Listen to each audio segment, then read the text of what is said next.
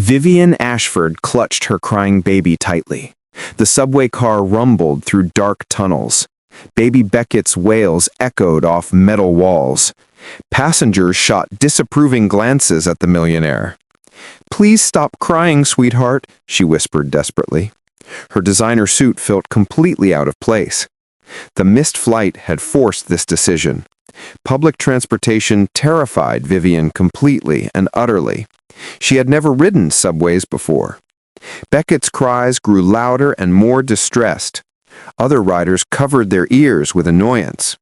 "I'm so sorry," she apologized repeatedly. A man with kind eyes approached them. His daughter followed close behind him. "Mind if I try something?" he asked gently, with genuine concern and warmth. Vivian looked up through her exhausted tears.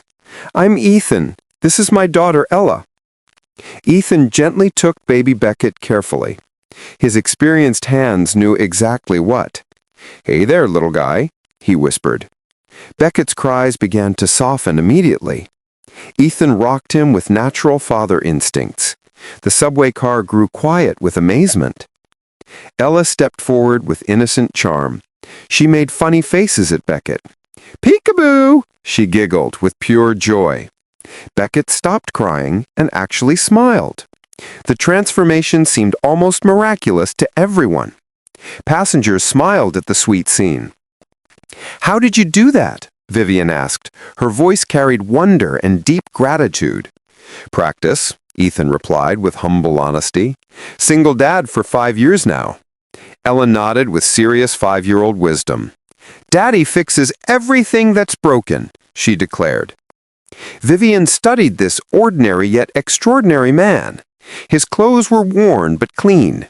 Ella's backpack had patches and repairs. "Are you going somewhere special today?" Vivian asked with growing curiosity and interest. "Job interview," Ethan replied with hopeful determination. The subway reached Vivian's stop unexpectedly soon. She gathered her belongings with reluctance. "Thank you for saving my sanity," she said with heartfelt emotion and genuine appreciation. Ethan handed Beckett back with care. "Anytime," he said, with simple kindness. Vivian's business meeting went perfectly that afternoon. She closed the $1 million deal successfully. But her thoughts kept returning unexpectedly to the man who helped her. His daughter's innocent generosity had touched her. She made a life-changing decision immediately. Vivian sent her driver to find them. Ethan and Ella waited at home. Their small apartment felt cramped tonight. "Did I get the job, Daddy?" Ella asked with hope in her voice. "We'll know soon, sweetheart," he replied. A knock interrupted their simple dinner. Vivian's driver stood at the door. "Miss Ashford requests your presence immediately," he said with formal politeness and respect. Ethan looked confused by this development. "The lady from the subway?" he asked.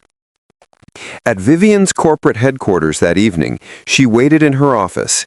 Ethan and Ella entered with obvious nervousness. "Please sit down," Vivian said warmly. Beckett slept peacefully in his carrier. "I have a proposition for you." "You saved my day," Vivian began sincerely. Her voice carried deep emotion now. "Your kindness reminded me of something." She paused to collect her thoughts. What really matters in this world? Ethan listened with growing curiosity and wonder. "I'm offering you a position here," Vivian said with conviction and genuine excitement. "Head of our new community outreach." Ethan's eyes widened with complete shock. "But I don't know my qualifications," he protested with honest humility and concern. "Your heart is your qualification," Vivian replied. She looked at Ella with affection. "Your daughter can attend our daycare." Ella clapped her hands with pure delight. "Really?" she asked with excitement and joy.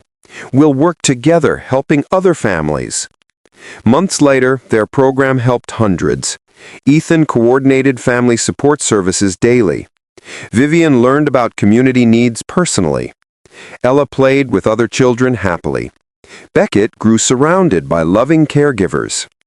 "You changed my entire life's perspective," Vivian told Ethan one evening after work. They watched their children play together. I had money, but no purpose. Her admission carried vulnerable honesty and truth. You showed me what wealth means. You gave us hope, Ethan replied softly. His gratitude was evident in everything. Ella talks about you constantly now. The little girl ran over immediately. Are we family now? She asked. Yes, Vivian answered with tears streaming. Years later, at the program's anniversary celebration, they returned to that same station. The subway platform held different meaning. Remember when Beckett wouldn't stop crying? Vivian asked with fond nostalgia and memory. And you became our angel. Ethan smiled at their shared journey. Sometimes, he said with deep wisdom, the best gifts come from strangers. Ella, now older, added her thought. Daddy, you taught me something important. She looked between the adults lovingly. Kindness always finds its way home.